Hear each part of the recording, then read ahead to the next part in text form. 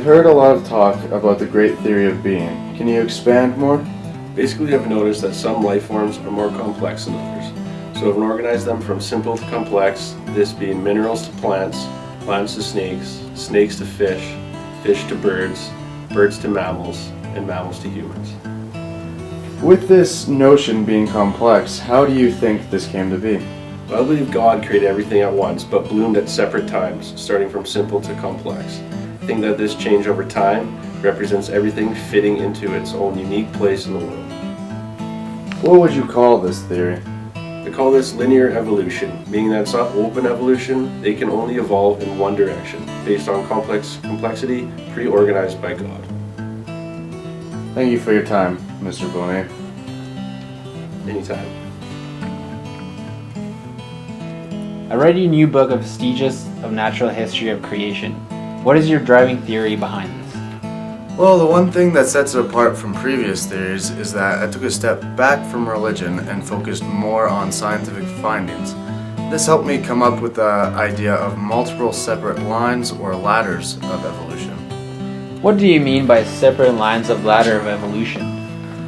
There are different ladders for complexity of different organisms, these ladders being separated into invertebrates, fish, reptiles, and then mammals.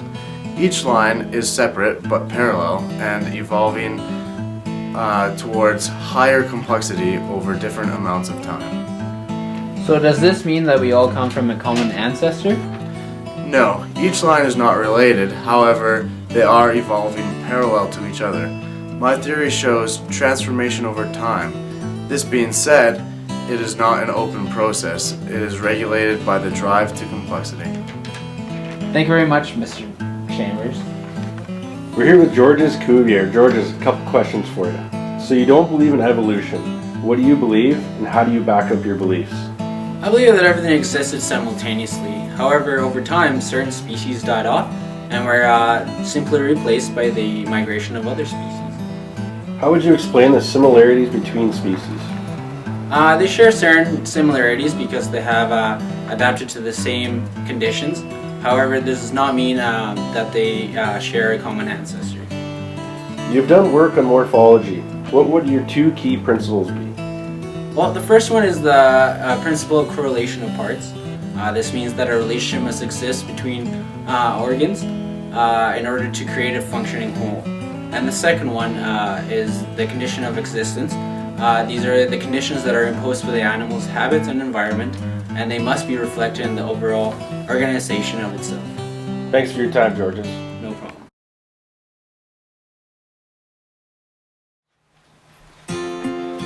Darwin, come here. Oh, hello. How's it going? Where are you headed? Oh, well, I'm just about to get here on the HMS Beagle, going on a 2-year expedition to the Galapagos. I'm gonna do some sightseeing, maybe some research about my theory on evolution and whatnot. Hopefully we can find some cool stuff out there, you know?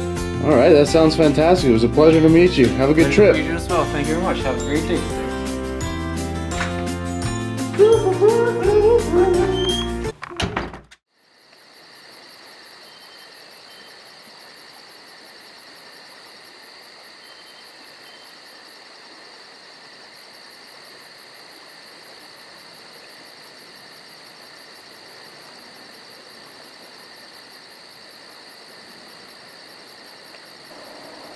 It's so interesting how these organisms in different habitats can share so many similarities. It makes me wonder if there is any relation between them.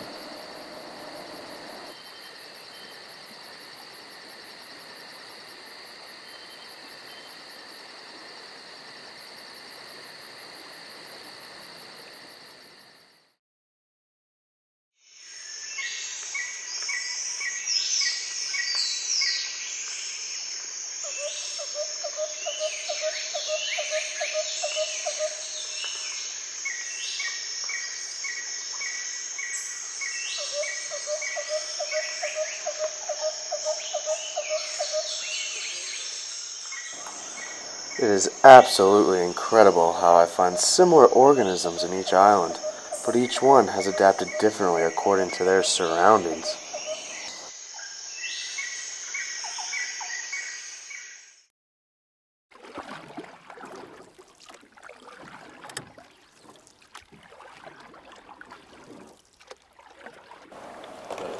you. I wonder, would these adaptations still allow them to reproduce? Or would they be incapable of creating offspring? Would they have different mating rituals?